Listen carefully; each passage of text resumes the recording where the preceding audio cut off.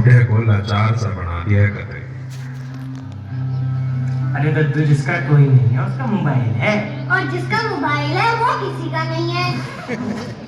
बीच में कैसे बोला? मुंह से बोला। सॉरी बोल। नहीं बोलूंगा। सॉरी बोल। नहीं बोलूंगा। सॉरी। नहीं। सॉरी। नहीं। सॉरी बोल। नहीं बोलूंगा। सॉरी बोल। घना अजीब ही शब्द है ये सॉरी। सॉरी बोल।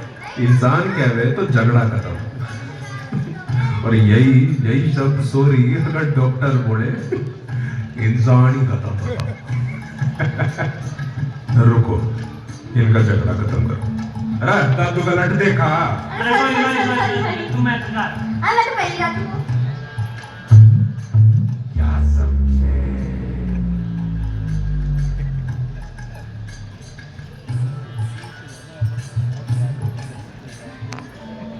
राधा स्वामी। भाग दौड़ की इस जिंदगी में सब इतना उलझ चुके हैं कि हम अपने बच्चों को भी नजरअंदाज करने लगे हैं। इसी गलती का परिणाम दिखा रही है शाहदरा ब्रांच की ये प्रस्तुति। आइए देखते हैं।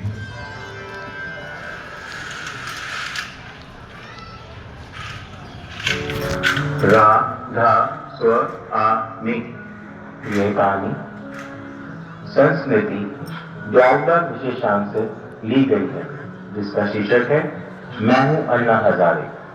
परम गुरु हुजूर साहब जी महाराज के वचन के कुछ अंश। बचपन जीवन की सबसे प्रभावशाली अवधि होती है, जिसे नकारा नहीं जा सकता।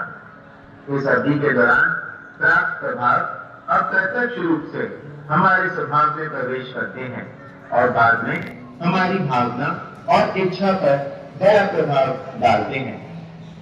इस लघु नाटिका में यह दर्शाने का प्रयास किया गया है कि माता पिता का क्वालिटी टाइम और सही वातावरण बच्चे पर कितना अच्छा प्रभाव डाल सकता है।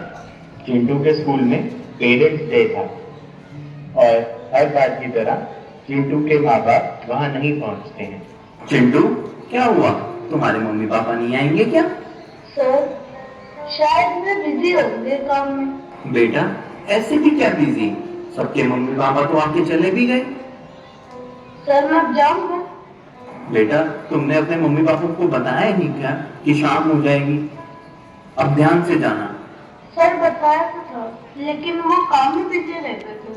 चलो, अच्छा बेटा, मैं बात करता हूँ बाद में तुम्हारे मम्मी पापा से। शौर्य की मम्मी है, विजय के पापा, अदित्य के पापा है, मेरे दोस्त के सारे दोस्तों के पेरेंट्स है, लेकिन बस मेरे पेरेंट्स ही नहीं है। उन्हें तो मेरे से कुछ मतलब ही नहीं है। रात का समय चिंटू घर पर अकेला।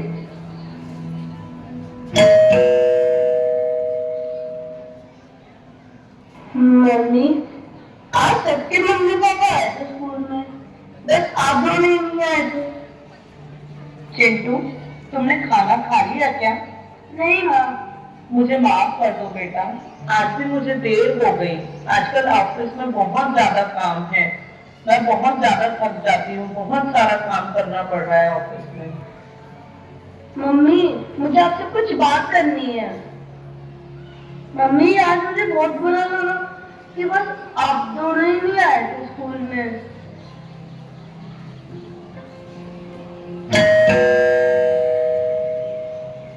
चिंटू, जाके दरवाजा खोलना, देखो शायद तुम्हारे पापा ही होंगे। पापा आ गए? मैं आपका दोपहर से वेट कर रहा था। अच्छा बेटा, अभी बात करता हूँ मैं। मधु, खाना तैयार है क्या? हाँ, बस तैयार है। आप फ्रेश होकर आ जाओ, खाना मैं टेबल पर लगाती हूँ। पापा, आज स्कूल में ना बाद में चिंटू, अभी ना खाना खाने दो। और खाना खाते हुए तुम्हें बोला है ना, बस बात नहीं करते बिल्कुल भी। बाद में बात करेंगे, अभी मुझे उसके बाद काम भी करना है। लेकिन पापा, बाद में बोला है ना, बाद में बात करेंगे। सबको अपने काम की पड़ी हुई है, कोई मेरी तो सुनता ही नहीं है। रात को चिंटू के माँ बाप आपस में बातचीत करते हुए करण, चिंटू के स्कूल में आज पेरेंट्स डे था, तुम गए थे ना वहाँ? क्या? मैं तो ऑफिस के काम में बिजी था, मैं तो भूल ही गया। करण, ये तुमने क्या किया? कम से कम मुझे ही बता देते। अरे तुम भी कमाल करती हो, मुझे याद रहता तो मैं खुद नहीं चले जाता, मैं तुम्हें आपको बोलता। करण, देखो चिंटू ने आज क्या किया, वो कितना उदास होके बात कर रहा था, हमें समय रहते ही समझना होगा। हाँ मधु, मुझे भी अब ये एहसास हुआ है। और दूसरी ओर जब चिंटू देखता है उसकी बात को कोई तवज्जो नहीं दे रहा, वो कमरे में जाकर तोड़ फोड़ करता है और सारी चीजें इधर उधर बखेर देता है, और तभी मधु कमरे में आती है।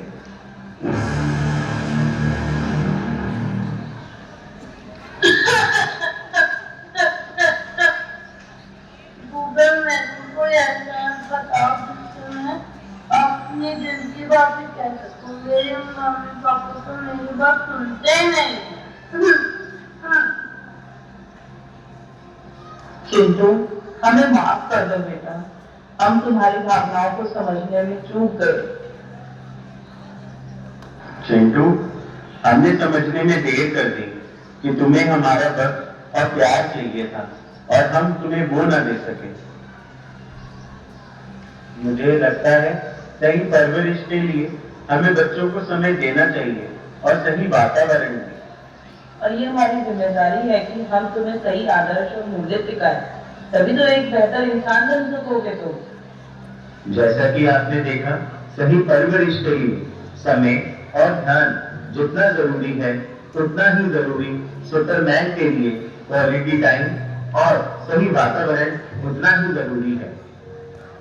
ग्रेशियस हुजूर डॉक्टर प्रेम चरण सत्संगी साहब ने फरमाया, A complete man with balanced development of body, mind and spirit is called a superman. वो एक दिन में अस्तित्व में नहीं आएगा, वह धीरे धीरे विकसित होगा। जैसे कि मानव शरीर डार्विनियन सिद्धांत के अनुसार धीरे धीरे विकसित हुआ है, जैसे कि शरीर का मामला है, मन और आत्मा भी धीरे धीरे विकसित होंगे और आत्मा और मन इतने पवित्र हो जाएंगे कि एक सुपरमैन का उद्भव होगा।